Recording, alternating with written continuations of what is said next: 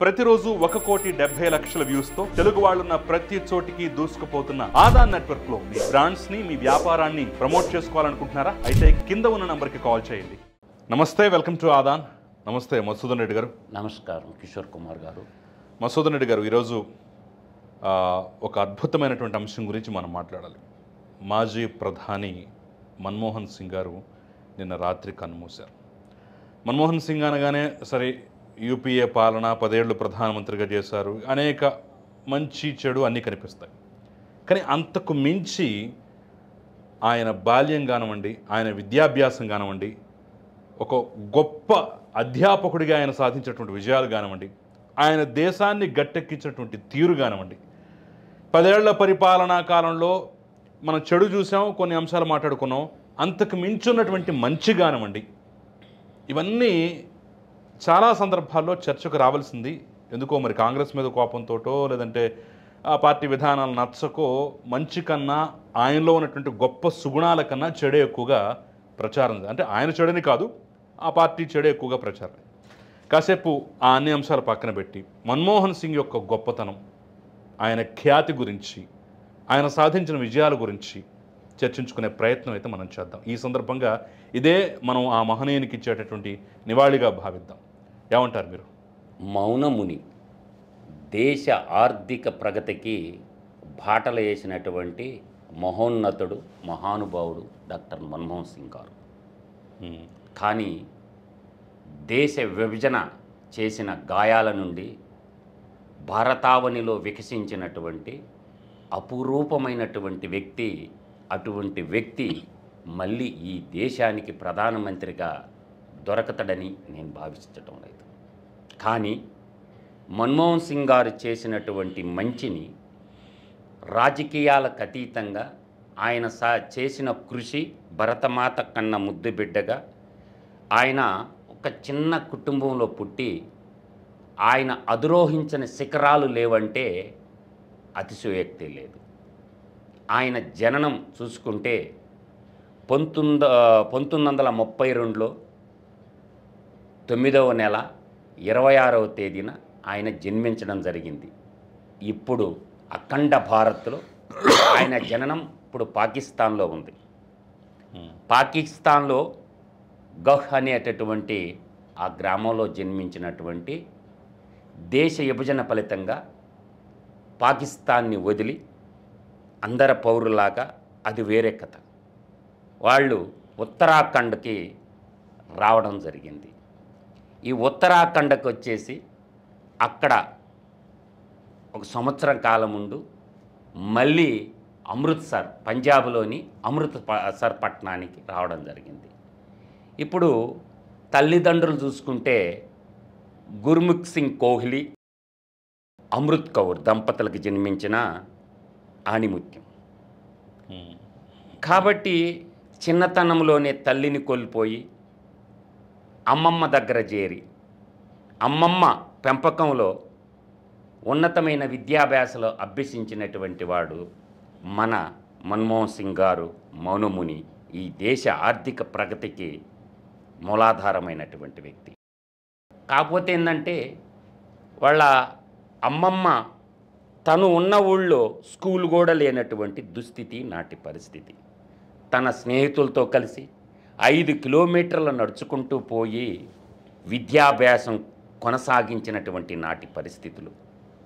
బాల్యంలో ఉర్దూ మీడియంలోనే చదువుకున్నాడు కాబట్టి ఆయన యొక్క హిందీ ప్రసంగాలు కూడా ఉర్దూలోనే రాసుకొని హిందీలో చెప్పేటటువంటి వాడు. అయితే ఈ విధంగా మనం చూస్తే 1948లో అమృత్సర్కి వెళ్ళినటువంటి మన్మోహన్ సింగ్ గారు అక్కడ ఉన్నటువంటి హిందూ కాలేజీలో చేరి 1952లో పంజాబ్ యూనివర్సిటీలో ఆర్థిక శాస్త్రంలో డిగ్రీ పట్టా పుచ్చుకున్నాడు. ఎకనామిక్స్, ఆర్థిక శాస్త్రంలో 1952లోనే ఎకనామిక్స్లో పట్టా తీసుకున్నాడు. 1954లో పంజాబ్ యూనివర్సిటీలో పీజీ కంప్లీట్ చేసుకున్నాడు. తర్వాత 1957లో క్రింబ్రిడ్జ్ యూనివర్సిటీలో ఎకనామిక్స్, ఆర్థిక శాస్త్రంలో ఆన్స్ పూర్తి చేశాడు. తర్వాత పాఠ స్థాయిల నుంచి కేంబ్రిడ్జి అంటే లండన్ దాకా చదువుల్లో ఎప్పుడు ముందుండేవాడు, టాపరే. అంటే పాఠశాల స్థాయి నుంచి కూడా కేంబ్రిడ్జి విశ్వవిద్యాలయం లండన్లో ఎకనామిక్స్ చదువుతున్నప్పుడు కూడా టాపర్గా ఉండేవాడు. తర్వాత ఆయన ఏమన్నా ఆర్థికంగా బలంగా ఉండేవాడా అంటే అది లేదు.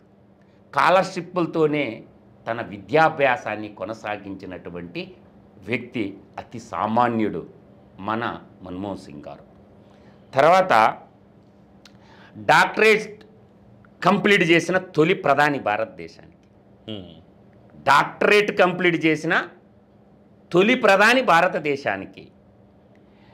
కేంబ్రిడ్జిలో ఉన్నత విద్య అనంతరం భారతదేశానికి తిరిగి వచ్చి పంజాబ్ యూనివర్సిటీలో విద్యార్థులకి పాఠాలు చెప్పడం ఆరంభించాడు. తన నేర్చుకున్నటువంటి విజ్ఞానాన్ని, తన నేర్చుకున్న ప్రపంచ విజ్ఞానాన్ని పంజాబ్ యూనివర్సిటీలో అధ్యాపకుడుగా తన జీవితాన్ని ఆరంభించాడు. మళ్ళీ 1960లో ఇంగ్లాండ్ వెళ్ళి ఆక్స్ఫర్డ్ యూనివర్సిటీలో డీఫిల్ చేశారు. 1951, 1960 ఈ మధ్యకాలంలో export prospects and policy implication అనే అంశం మీద థీసిస్ రాశాడు. బాగా అర్థం చేసుకోండి. ఈ పుస్తకం మార్కెట్లో అందుబాటులో ఉంది, ప్రతి ఒక్కరు కొని చదవండి. Export prospects and policy implication అనే అంశం మీద డాక్టరల్ థీసిస్ రాశాడు. అదే ఏమైందంటే దరిమిల ఈ థీసిస్ ఆధారంగానే Indian export trends and prospects fire self sustainable growth. Once again మళ్ళీ రిపీట్ చేస్తా. Indian export trends and prospects for self sustainable growth అనే ఒక పుస్తకాన్ని రాశాడు. ఈ పుస్తకాన్ని చదవండి. ఆర్థిక శాస్త్రంలో ఉన్న తను నేర్చుకున్నటువంటి యుక్తిని, శక్తిని అంతటిని ఆ పుస్తకంలో క్రోడీకరించాడు. దేశ భవిష్యత్తు ఎలా ఉండాలి ముందే రాసినటువంటి, మనం రామాయణం, మహాభారతం, భాగవతం ఎలాగ చదువుతాం, ఈ బుక్ కూడా చదవాల్సినటువంటి పుస్తకం. ప్రతి ఒక్కరూ, ఎకనామిక్స్ వాళ్ళే కాదు, జర్నలిస్టులు చదవాల్సిందే, టీచర్లు చదవాల్సిందే, దేశాన్ని పరిపాలిస్తున్నటువంటి పాలక వర్గం, ముఖ్యమంత్రులు కూడా చదవాల్సినటువంటి గొప్ప పుస్తకాన్ని రాశాడు.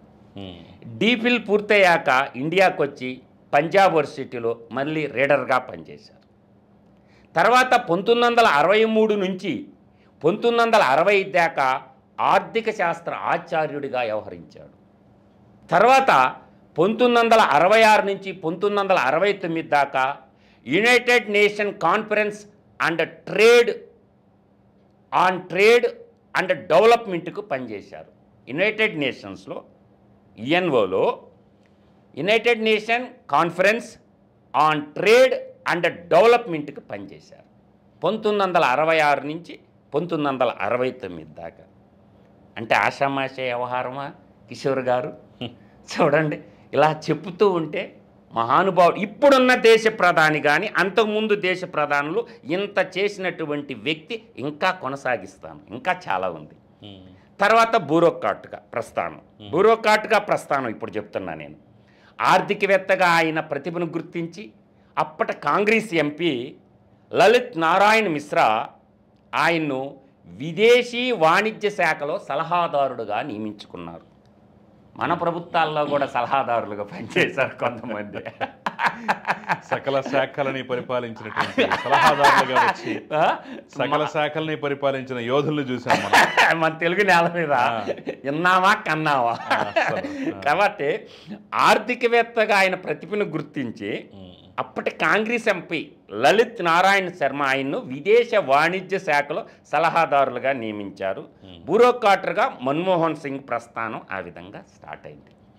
తర్వాత 1969 నుంచి 1971 దాకా ఢిల్లీ స్కూల్ ఆఫ్ ఎకనామిక్స్లో ప్రొఫెసర్గా అంతర్జాతీయ వాణిజ్య సంబంధించిన పాఠాలు బోధించాడు. అంటే 1969 నుంచి 1971 దాకా 71 వరకు ఢిల్లీ స్కూల్ ఆఫ్ ఎకనామిక్స్లో ప్రొఫెసర్గా అంతర్జాతీయ వాణిజ్య సంబంధించిన పాఠాలు బోధించారు. మన దేశంలో ముగ్గురు వ్యక్తుల గురించి మనం ఘనంగా చెప్పుకోవచ్చు. ఒకటి ఏపీజే అబ్దుల్ కలాం గారు, మన్మోహన్ సింగ్ గారు, తర్వాత మనకి టంగుటూరి ప్రకాశం పంతులు గారు, తెలుగు నేల మీద ఆంధ్రకేసరి టంగుటూరి ప్రకాశం పంతులు. వీళ్ళు చదువుని ఎంతగా ప్రేమించారు అనేది, ఆయన కూడా టంగుటూరి ప్రకాశం పంతులు గారు కూడా అద్దంకి నుంచి ఒంగోలు దాకా కోడికోర్తో నడుచుకుంటా పోయి మళ్ళీ నడుచుకుంటా వచ్చేటటువంటి వాడు టంగుటూరి ప్రకాశం పంతులు గారు. ఆయన చరిత్ర కడు పేదరికంలో పుట్టి కడు పేదరికంలో పెరిగి కడు పేదరికంలోనే మళ్ళీ మరణించారు, ముఖ్యమంత్రిగా చేసిన.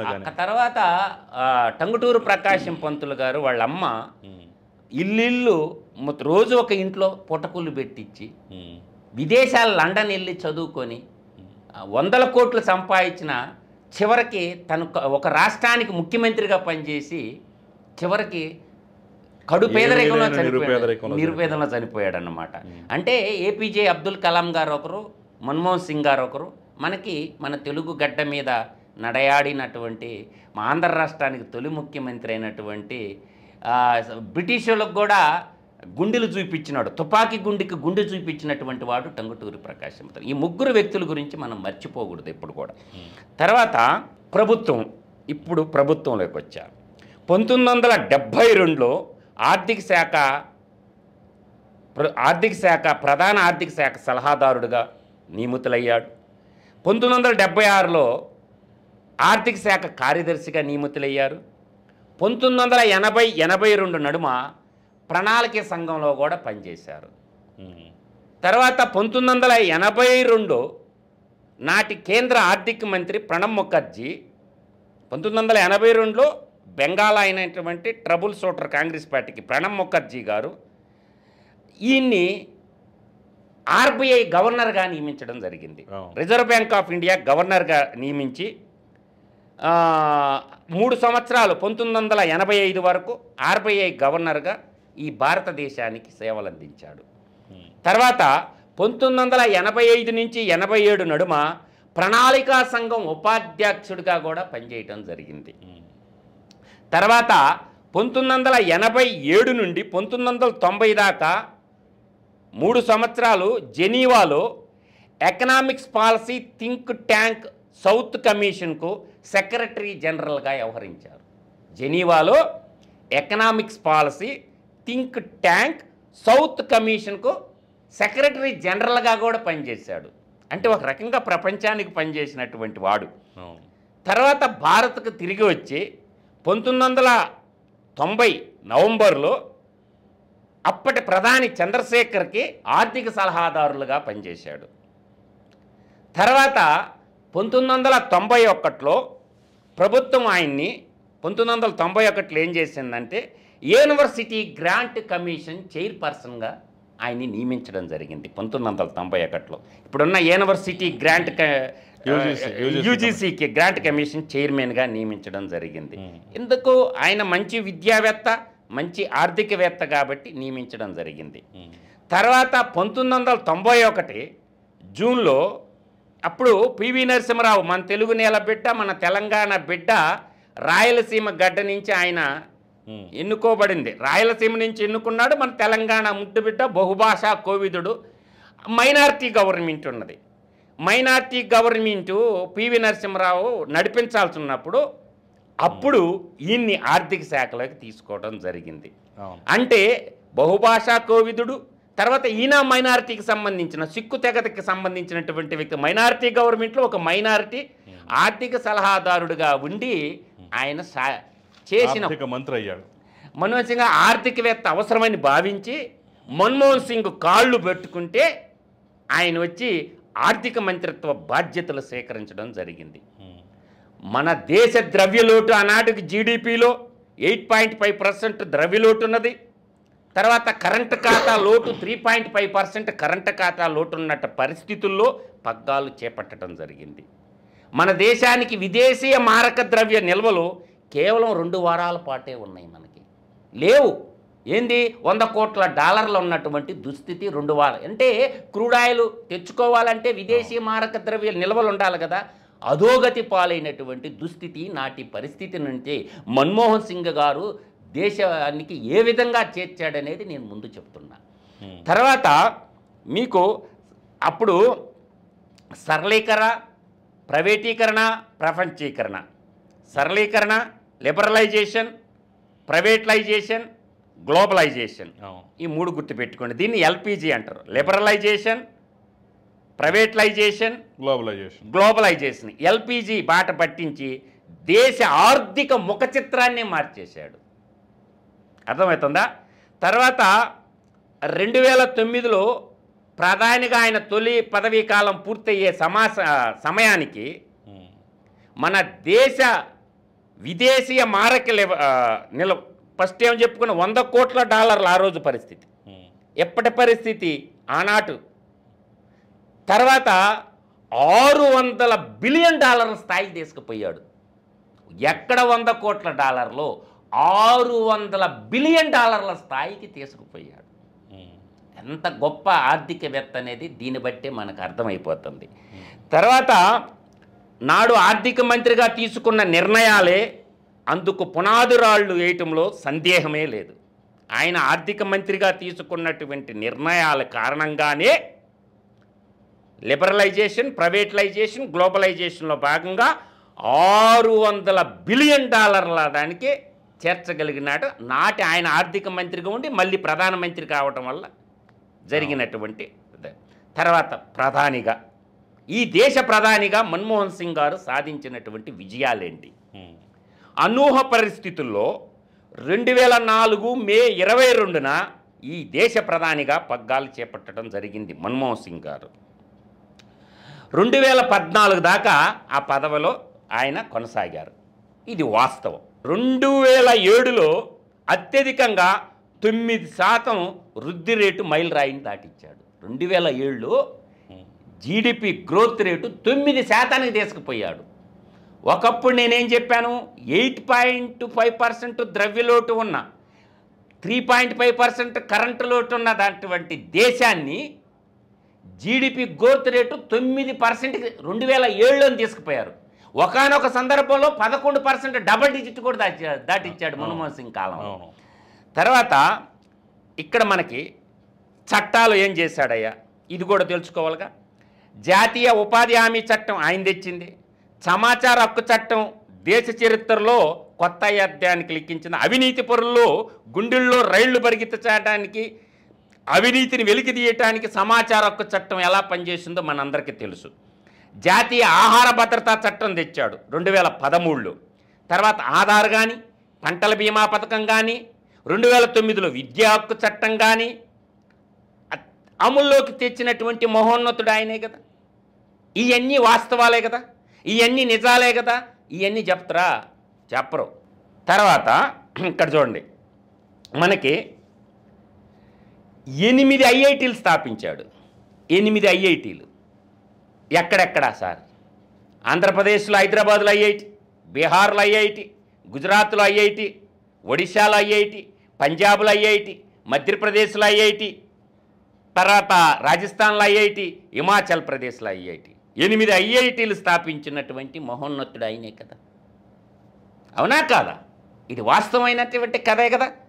తర్వాత ఇలా దేశాన్ని ప్రగతి పదంలో నడిపించినటువంటి మన్మోహన్ సింగ్ 2014 మే 17న తన పదవీ కాలాన్ని పరిపూర్ణం చేసుకున్నాడు. ఇంకొక విచిత్రమైనటువంటి రికార్డు చెప్తా. అది ఏంటంటే 33 ఏళ్ల పాటు రాజ్యసభ సభ్యుడిగా కొనసాగిన ఆయన రాజకీయ ప్రస్థానం 2024 ఏప్రిల్ 3వ తేదీన ముగిసింది. 2024 ఏప్రిల్ 3వ తేదీన. అంటే లంగాలు లొత్తుకూరులేమో ఎంపీలు అయిపోతారు. ఆయన రాజ్యసభ సభ్యుడిగా ఉండాల్సిన పరిస్థితి ఏంది? ఇంత పెద్ద మేధావిని ప్రజాస్వామ్యంలో నిలబెడితే ఓట్లేసి గెలిపిస్తారా? అంబేద్కర్ను కూడా భారత రాజ్యాంగం రాసిన అంబేద్కర్ను కూడా ఓడించినటువంటి మూర్ఖ ప్రజలు ఉన్నటువంటి దేశం. అదే మన్మోహన్ సింగ్ డైరెక్ట్గా కానీ ఎంపీగా కానీ నిలబడి ఉంటే లోక్సభకి గెలిపించరు. ఇంత గొప్ప మేధావి మరొకటి చెప్పండి నాకు. ఈ దేశ ప్రధానిలో నెహ్రూను మొదలుకొని నేటి మోడీ దాకా చెప్పండి, ఒక పేరు చెప్పండి. తర్వాత ఒక దేశ తొలి సిక్కు ప్రధాని కూడా చెప్పొచ్చు. ఇవాళ సిక్కులు ఏమంటున్నారు? ఖలిస్తానీ మూమెంటు, ఖలిస్తాన్ రాజ్య స్థాపన చేయాలని తీవ్రవాదాన్ని ఎగబోస్తున్నారు కొంతమంది కెనడాలో కూర్చొని. ఖలిస్తాన్ అంటే పంజాబ్లో ఉండేటటువంటి, పాకిస్తాన్లో ఉండే పంజాబ్, భారతదేశంలో ఉండే పంజాబ్ కలిసి ఖలిస్తాన్ దేశాన్ని ఏర్పడ్డారు ఉగ్రవాదులు. కానీ ఒక సిక్కు మతస్థుణ్ణి ఈరోజు 10 ఏళ్ళు దేశాన్ని పరిపాలించాడు అంటే ఉగ్రవాదులు, తీవ్రవాదులు పేచం కూడా అని చేయాలిగా. తర్వాత ఇంకా మన్మోహన్ సింగ్ హయాంలో చివరగా కీలక పథకాలు, విధానాలు, చట్టాల గురించి ఒక 20 చెప్తా. ఏ మోగోడో చెప్పమని చెప్పండి, 20 కాదని. PFRDA చట్టం ఆయన తెచ్చిందేగా, కంపెనీల చట్టం ఆయన తీసుకొచ్చిందేగా, అటవీ హక్కుల చట్టం ఆయన తెచ్చిందేగా, ప్రత్యక్ష నగదు బదిలీ పథకాన్ని DBT ఎవరు తెచ్చారో? మన్మోహన్ సింగ్ గారు తెచ్చారు. ఈ కలికాల కాకరగాడు DBT అంటాడు కదా, ఎవర్రా DBT పథకం తెచ్చిందా? ఆ DBT పథకాన్ని ఆద్యుడు మన్మోహన్ సింగ్ గారు. తర్వాత జీరో బ్యాలెన్స్ బ్యాంక్ ఖాతాలు ఆయన తీసుకొచ్చిందే కదా, బ్యాంకులను అందరికి పరిచయం చేయాలా అని చెప్పి జీరో బ్యాంక్ ఖాతాలు ఓపెన్ చేయించింది ఆయనే కదా. తర్వాత ప్రాంతీయ గ్రామీణ బ్యాంకులు ఏకీకరణ చేసింది ఆయనే కదా. బ్యాంకులు ఇందిరాగాంధీ జాతీయకరణ చేస్తే ప్రాంతీయ గ్రామీణ బ్యాంకులు ఏకీకరణ చేసింది ఆయనే కదా. జాతీయ ఆరోగ్య మిషన్, ఆశా వర్కర్లు అంటుంది చూసావా, ఆశా వర్కర్లు అందరూ ఆయన తెచ్చిందేగా, మన్మోహన్ సింగ్ గారు తెచ్చిందేగా. తర్వాత నేషనల్ అర్బన్ రెన్యువల్ మిషన్, ఇది ఆయన తెచ్చిందేగా. తర్వాత నేషనల్ హార్టికల్చర్ మిషన్, ఇవాళ హార్టికల్చర్ని తీసుకుంటారే. ఈ కూరగాయలు పంటలు పండిస్తా, హార్టికల్చర్ పండ్లు కూరగాయలు పండిస్తారే, ఆయనే కదా. దానికి సబ్సిడీలు ఇవ్వటం కానీ దానికి ఆద్యుడు ఆయనే కదా. వీళ్ళందరూ జబ్బలు తరుచుకుంటుంటారు మరి. తర్వాత వ్యవసాయ ఉత్పత్తులు మార్కెటింగ్ కమిటీల సంస్కరణల నమూనా చట్టం తెచ్చింది ఆయనేగా. వ్యవసాయ ఉత్పత్తుల మార్కెటింగు కమిటీల సంస్కరణలపై నమూనా చట్టం తెచ్చింది ఆయనే కదా. నేషనల్ స్కిల్ డెవలప్మెంట్ అండ్ కార్పొరేషన్కి కూడా ఆద్యుడు ఆయనే. నేషనల్ స్కిల్ డెవలప్మెంట్ అండ్ కార్పొరేషన్కి ఆద్యుడు కూడా మన్మోహన్ సింగ్ గారే. తర్వాత విలువ ఆధారిత పన్ను వ్యాట్, విలువ ఆధారిత పన్ను వాల్యూ యాడెడ్ ట్యాక్స్ తెచ్చింది ఆయనే. తదనంతరంలో GST తెచ్చింది కూడా ఆయనే. ఆ ప్రతిపాదనలు పెట్టారు, వీళ్ళు చట్టం చేశారు. GST ప్రతిపాదనలు పెట్టింది ఆయనే, దాన్ని చట్టం చేసింది ఎవరు? ఇప్పుడున్నటువంటి NDA గవర్నమెంట్. తర్వాత security long term capital gain రద్దు చేశాడు. సెక్యూరిటీలో లాంగ్ టర్మ్ గెయిన్ని అదొకటి రద్దు చేశాడు. కానీ GST విషయంలో జస్ట్ వాళ్ళు ఆలోచన మాత్రమే మన్మోహన్ సింగ్ది, కాంగ్రెస్ గవర్నమెంట్ తప్ప ఇప్పుడున్నటువంటి దానికి సంబంధం లేదనే విషయాన్ని కూడా మనం ప్రధానంగా ప్రస్తావించాలి. ఎందుకంటే ఇప్పుడు GST మీద కూడా రకరకాల కామెంట్లు, ఇన్ని స్లాబులు ఎక్కడ ప్రపంచంలో లేవు, స్లాబులు ఏం లేవు. కానీ ఇప్పుడు GST పరిధిలోకి పెట్రోల్ డీజిల్ తెస్తే చాలు అంటారు. ఆ రోజు మన్మోహన్ సింగ్ గారు GST పరిధిలోకి పెట్రోల్ డీజిల్ తేవాలన్నది ఆయన ఉద్దేశం. వీళ్ళు తేటంలే. ఇప్పుడు GST పరిధిలోకి లిక్కరు, GST పరిధిలోకి పెట్రోల్ డీజిల్ తెమ్మని చాలండి, ఇంకేం పడలే. GST పరిధిలోకి ఆ 2 తెస్తే చాలు. ఇప్పుడున్న ధరలో సగంకి వస్తుంది పెట్రోల్ డీజిల్. మన్మోహన్ సింగ్ గారు యొక్క లక్ష్యం ఏంటంటే GST పరిధిలోకి పెట్రోల్ డీజిల్ తేవాలని చూశాడు. 28%లోకి తెచ్చిన మనకి స్లాబులు ఏముంటాయి? 4, 12, 18, 28 4 స్లాబులే ఉండేది GSTలో. GST పరిధిలోకి 28%లోకి తెమ్మని చెప్పండి పెట్రోల్ డీజిల్ని, ఇప్పుడున్న ధరలో సగం అవుద్ది. ఎవరు చెప్తారు కథలా? ఆయనకెక్కడ వీళ్ళకెక్కడ. తర్వాత స్టాక్ ఎక్స్చేంజ్ల డిమానిటైజేషను, ఇది కూడా ఆయన చేసిన సంస్కరణ. తర్వాత కిరాణా వ్యాపారంలో విదేశీయ ప్రత్యక్ష పెట్టుబడులను రంగంలోకి దింపింది మన్మోహన్ సింగ్ గారు. FDI అంటే ఇవాళ డిమార్ట్, ఈ మాల్స్ అన్నీ ఉన్నాయి కదా, లుల్లు మాలు, రత్నదీపు, తర్వాత ఈ ITC వాళ్ళు ఇవన్నీ ఉన్నాయి కదా. ఈ కిరాణా వ్యాపారంలో విదేశీ ప్రత్యక్ష పెట్టుబడులు లాంచ్ చేసింది కూడా ఆయనే. ఇవాళ మాల్స్ అన్నీ చూస్తున్నాం కదా మనం, ఏడబెట్టినాను, వీటన్నిటికీ ఆద్యుడు ఆయనే. ఇవాళ లుల్లు మాలు అని ఏదన్నా అనుకున్నా కూడా దానికి కారకుడు ఆయనే. బొగ్గు గనులు ప్రైవేటుకు అనుమతి ఇచ్చింది కూడా ఆయనే. బొగ్గు గనులు ప్రైవేటు రంగంలోకి అనుమతి ఇచ్చింది కూడా ఆయనే. తర్వాత పెట్రోల్ అండ్ డీజిల్పై సబ్సిడీలు రద్దు చేసింది ఆయనే. పెట్రోల్ అండ్ డీజిల్ మీద సబ్సిడీలు రద్దు చేసి జిఎస్టీలకు తేవాలని చూశాడు మన్మోహన్ సింగ్ గారు. అర్థమవుతుందా? ఈ పాయింట్ గుర్తుపెట్టుకోండి మీరు. దాని మీద పెట్రోల్ డీజిల్ మీద సబ్సిడీలు రద్దు చేస్తూ దాన్ని జిఎస్టీలో తగ్గితే ధర తగ్గిపోద్ది కదా, ఇంకెందుకు అన్నది ఆయన భావన. తర్వాత జెండర్ బడ్జెట్ తెచ్చింది ఆయనే, జెండర్ బడ్జెట్. తర్వాత జాతీయ గ్రామీణ ఆరోగ్య మిషన్ తీసుకొచ్చింది ఆయనే. పటిష్టమైన విదేశాంగ విధానాన్ని కూడా తెచ్చింది ఆయనే. అమెరికా భారత్ అణు ఒప్పందం చేసింది కూడా ఆయనే. ఇంకేమని చెప్పను, ఎన్నెన్ని చెప్పను. ఒక సాధారణమైనటువంటి కుటుంబంలో పుట్టి ఉన్నత విద్యలను అభ్యసించి ఒక ఆచార్యుడిగా, అధ్యాపకుడిగా, ఒక రీసెర్చ్ స్కాలర్గా, ఒక ఆర్థిక సలహాదారుడిగా ఈ దేశ ఆర్థిక ప్రగతిలో మన్మోహన్ సింగ్ యొక్క పాత్ర అమోఘమైనది, అనిరుచితమైనది, స్వరస్మరణీయుడై చరితార్థుడై నిలుగొందేటటువంటి దేశ గర్వించదగ్గ భారతీయుడు. ఆయనకి భారతరత్న బిరుదిచ్చి సగౌరవంగా గౌరవించుకోవాల్సినటువంటి వ్యక్తిని మాత్రం బల్ల గుద్ది మరీ చెప్పగలను. ఆయనకి ఖచ్చితంగా డాక్టర్ మన్మోహన్ సింగ్ గారికి భారతరత్న ఇచ్చి తీరాల్సిందే. కాబట్టి ప్రజలందరూ కూడా మన్మోహన్ సింగ్ని ఎవ్వరు కూడా ఏమీ అనరు. ఆయన ఏం అవినీతిపరుడు కాదు, ఆయన అవినీతి పరులకు కమ్ముగాచింది లేదు. కాబట్టి మహోన్నతుడు, చిరస్మరణీయుడు, చరితార్థుడై ఎలుగొందినటువంటి వ్యక్తికి భారతరత్న ఇచ్చి భారతదేశ ప్రజలందరూ సగౌరవంగా గౌరవించుకోవాలనేది నా యొక్క విన్నపం.